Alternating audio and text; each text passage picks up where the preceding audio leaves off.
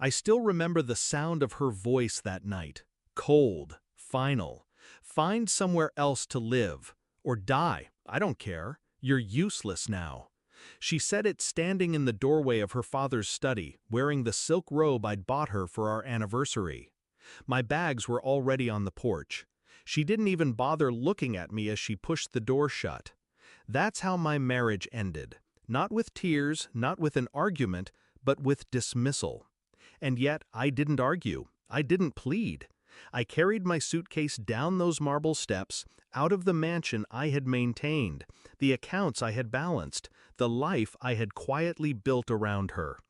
On the drive away, I didn't cry. I smiled. Because I knew something she didn't. When we met, she was the wild, spoiled daughter of a real estate tycoon. Money was oxygen to her. Consequence was foreign. I was the man her father liked, the one with discipline, with vision. He said I grounded her. He was right. At first, I believed I could save her from herself. She believed I was a ladder, a convenient foundation for her chaos. Somewhere between our promises and her tantrums, love turned into a transaction. And I was fine being the quiet partner, fine letting her wear the crown while I handled the books, the assets, the trusts. Her father saw it too. He trusted me more than he ever trusted his own blood. That's why his death didn't just change her life, it changed mine. The night she kicked me out, I didn't fight because I already knew the terms of the will. I had helped draft it. Her father left her the house, yes. Left her the $33 million in cash, yes. But he wasn't a fool. He tied it all with conditions. And he left the execution of those conditions to me, his son-in-law, the man he trusted, the executor of his estate. Which meant nothing she inherited was truly hers without my signature. The next morning, while she drank champagne with her friends and toasted her freedom, I was in the lawyer's office. The old man chuckled when I slid the documents across the desk. "She hasn't read a word of this, has she?" "No," I said. "She never reads anything unless it comes with compliments." The lawyer smirked. "Then this is gonna be fun." Days later, she called me. Her voice was less sharp this time. "Have you reflected?" she asked, as if my exile was some punishment, a test. I told her I'd meet her at the lawyer's office. I wanted her to hear it in the right setting with the right witnesses. When she arrived, she was dressed in designer black, feigning grief she didn't feel.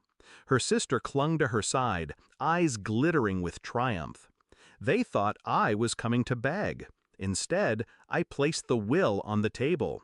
"Did you even read it?" I asked. She rolled her eyes. "I don't need to read it. It's mine." The lawyer cleared his throat, almost theatrically. "Actually, not quite," he read aloud. Her father's voice echoed in every clause. "The inheritance is contingent upon the continuation of the marriage between my daughter and her husband. Should she end that marriage, or should she drive him away, the estate in its entirety transfers to him." Her face drained of color.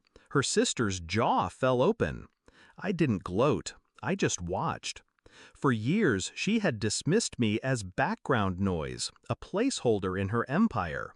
But in that moment, she finally saw me for what I was, the architect of her downfall. She lunged for the papers, shaking, accusing me of forging them. The lawyer calmly showed her the seals, her father's signatures, the notarized witnesses, all ironclad. I leaned back in my chair, letting the silence crush her. "I didn't leave you," I said quietly. "You threw me out." Her sister cursed, pacing like a trapped animal. "This can't be legal." "Oh, it's very legal," the lawyer said, smiling. I picked up the pen, signed where I needed to sign, and just like that, the $33 million, the house, the cars, the empire shifted into my control. She stared at me like I was a stranger. "You can't do this," her voice cracked. "I didn't do this," I said. "You did." When I walked out of that office, the roles had reversed. I wasn't the man being thrown out anymore. She was the one left behind, clinging to air, realizing her fortune was gone before she even touched it.